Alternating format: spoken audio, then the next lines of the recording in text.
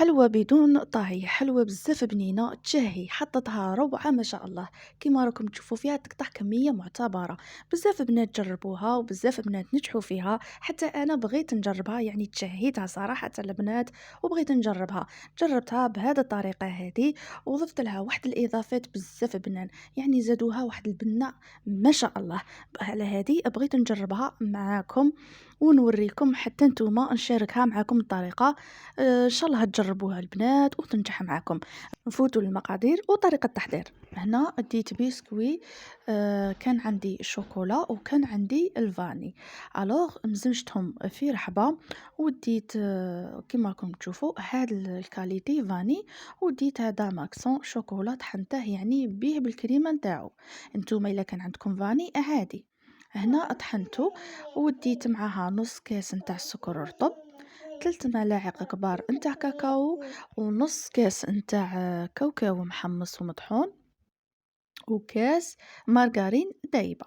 هنا نحطو كامل النواشف ونخلطوهم جيدا، من بعد نبسوهم مليح مع هاد المارغرين الدايبة كيما راكم تشوفوا، حتى هذاك الكاوكاو والبسكوي يشربونا كامل هاد المارغرين هادي.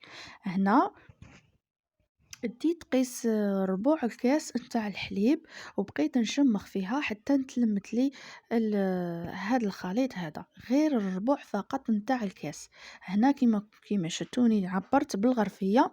ديت زوج غرافه نتاع البسكوي محمص، الوغ طاحت لي في زوج غرافه معمرين مليح. هنا في هاد العبر اللي عطيته لكم أعطتني 14 قطعة حجم متوسط. هنا ندو ورق الطبخ كيما هكا، نقطعها على طول ونحط هاد الحلوة نتاعنا كيما هكا ونديرها حربوش، يعني باش نزيرها باش تعطينا شكل شباب ويجو كذلك على حجم واحد، يعني يعني تعطينا كيما راكم تشوفوا هنايا طريقة واضحة. هنا علاش نديرو كيما هكا، نزيرو عليه اولا في الجناب باش كامل يعني الفراغ يتعمر، وتجي الحلوى تاعنا من نجو نقطعوها ما تتكسرناش وما تغبناش كذلك في التقطاع. هنايا كيما راكم تشوفوا نحاول كيفاش يعني نحلها كامل باش يعطينا حربوش كيما هكا على حجم واحد. فوالا هنايا نحطها في المجمد.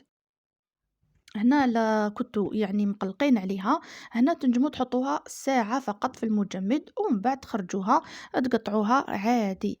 الا ما كنتوش مقلقين عليها تنجمو تخلوها ساعتين كيما هكا ما عليها والو يعني، ومن بعد تقطعوها عادي.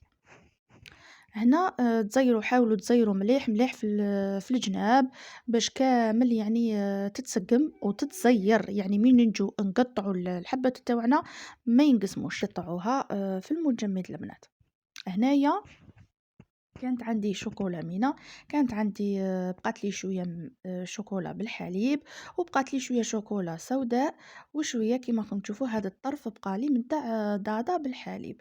الوغ جيت هنايا ذوبتهم كيما راكم تشوفوا على حمام مائي، زدت لهم ملعقه نتاع الزيت، ومن بعد خففتهم بشويه نتاع الحليب فقط باش يعطوني يعني تجي الشوكولا تاعنا طريه، يعني يكون نخلوها ما نديروهاش الحليب تجي قاصحة. هنا من عندنا الكاطو طري، الوغ يطلب لنا الكلاصاج كذلك يكون طري. هنايا نجو نخرجوها من المجمد ونقطعوها كيما راكم تشوفوا، يعني الحجم اللي تبغوه، يعني ما غليظة ما رقيقة. فوالا هنايا ندو القطع وندو هاد اللوز ايفيلي محمص، وعندي شويه تاع نوا د كوكو. انا اختاريت ان ندير له لوز ايفيلي، جا بزاف شباب يعني احسن من نوا د كوكو. هذه هي، ونشوفوا نتوما يعني باش تبغوا تزينوه زينوه. هنا نقلاصيه نصف الحبه فقط، وشوفوا الشوكولا الكلاصاج كيفاش كان ثقيل معنا، يعني ما تخفوش بزاف بالحليب. ديروا لهاد الكمية قسم ملعقة ولا 2 فقط، يعني ما تخفوهاش بزاف بزاف حتى تولي يعني تسيل. وهنا وماذا بكم كذلك خلوها شوية تبرد شوية فقط، يعني باش من نجو نقلاصوه هادوك الخطوط، يعني النص اللي نقلاصوه يبقى هكا سايل غير تم كيما راكم تشوفوا في الصورة هنايا. لو كان تجروها بزاف وتخفوا الكلاصاج تاعكم ما يعطيكمش هذا الشكل الرائع يعني اللي يجي شهي. هذه هي البنات، شوفوا الحلوى كيفاش جات معانا في الاخير، جات بزاف تشهي. جات لوغو بزاف بنينه، هذاك الكاوكاو محمص من الدلعقو رائع. ان شاء الله تجربوها، والسلام عليكم ورحمه الله.